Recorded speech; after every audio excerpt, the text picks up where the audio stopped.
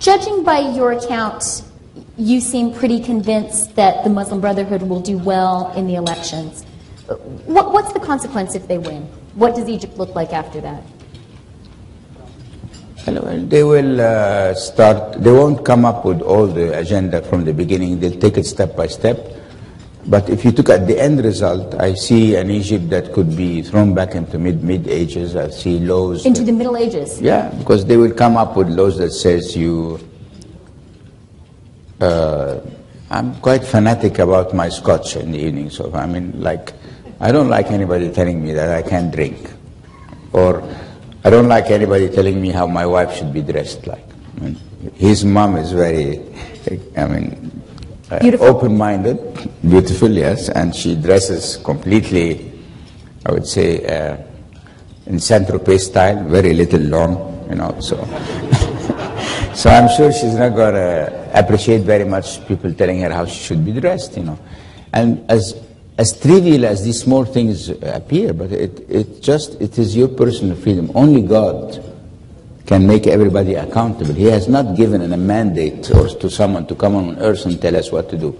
I mean, I am a Christian. I don't go and confess to my priest because I have a direct connection. Does God talk back? Yeah, it's like I'm going to tell him the story and he's going to tell God. I want to tell God immediately what's happening, you know. And do you think, I mean, how far do you think if the Muslim Brotherhood does well in the elections, how far will they go? Is Sharia law likely? Yeah, Sharia law, the dress code, the no alcohol, tourism will suffer. The minorities and Christians like us and Copts will suffer because even now we are suffering. So what if they come? We suffered also under Mubarak. I mean, look, since January, 5 churches have been burned and ransacked completely. And not one has been made accountable for that. You see this, if you apply the rule of law and order, nobody would be upset. You won't have any demonstrations. This guy burns a church, he goes to trial, he gets a sentence, okay. And why is that not happening?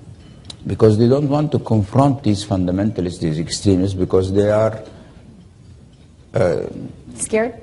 They're scared to confront them, and they are worried if they confront them that they will initiate another reaction, you know. Okay, but I mean, either you implement the rule of law and order or you don't. And then what are these poor Christians going to do? It's not a small minority, they're 12 million. Where the hell are they going to go? I mean, even Canada cannot absorb 12 million Egyptians, you know. You could try. And why would they leave their own country? This was a Christian country, I mean, it's a Coptic country. The Islam came in the 7th century. And many of the Copts kept their religion, kept their faith, and we believe this is our country. So what you need is to draw similar situations in history. When the Iranian revolution happened, everybody thought the Shah was a dictator, the Savak was torturing people, so good riddance, you know, and we'll have a democracy. And then what? We end up with a Khomeini that sends little kids with a key, tell them go and kill some Iraqis and don't worry, if you die you will go to heaven. 16 years old kids with the machine guns. So, what should Canada do? I think what they should do, like the rest of the West, they should have not watched this development as if nothing is happening, because it's not a fair fight. The Islamic, the Muslim brothers are getting funding from Qatar. I said that to the Emir's family. I told them in the face. And what did he say? How did they respond? Well, they said it must have been Sheikh so-and-so or Sheikh so-and-so or this so. I don't know. I mean, it's $100 million for Qatar. It's like $1 from my pocket, you know, like not a big deal, you know. So how would they know who did this? And they know. And Saudis are financing the Salafis, and these liberal people, or we are not financed by anyone. As a follow-up to this point that you've underscored on the need for Western involvement, a concern, a counter-argument against that that's often raised is, well, if you have Western involvement, that will provoke a counter-reaction, and there will be a sense of Western imperialism, Western interference. You think that's wrong? Well, I'm not talking about an open involvement, you know, because I mean, because the Qataris are not openly sending money to the Muslim Brotherhood. So this is an on-the-record call for clandestine just support? like the others. You just, no, I mean, there are two ways to do it. Or you send a message to the Qataris, do not send money or interfere in the Egyptian affair, and the same message to the Saudis, or you interfere. But you leave us victims to an unfair fight. This is just ridiculous. Is there any Erdogan in Egypt? Sorry? Is there any Erdogan or any Ataturk in Egypt that you see right now? Many, but they are scared. Many of them, because they become targets. It's like my joke when I send the Twitter, you know, they want to kill you, will kill you, will shoot you. I mean, so how can you argue against who has this guts, you know?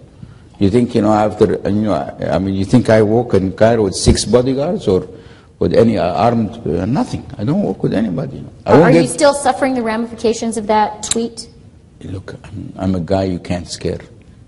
See, I can't. Nobody can scare me. You know, I have my sins, okay, but I walk looking to God. I think He's next to me, on my side, so I fear no one. Whenever there's a problem with Him, let's go. You know, we'll go and face these evil people, and we'll teach them a lesson. So I don't give any. You can't scare me in any way, because you know I haven't.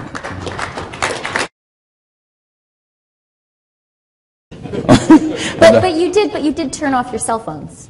No, that's a different story, because our license, unfortunately, said that the government has the right to ask us for security reasons to terminate the service. And if we don't do that, then our license gets cancelled, which means I am, as a chairman of the company, can be prosecuted by my shareholders because I have vanished billions of value because I didn't obey the license agreement. A deal is a deal, whether it's right or wrong.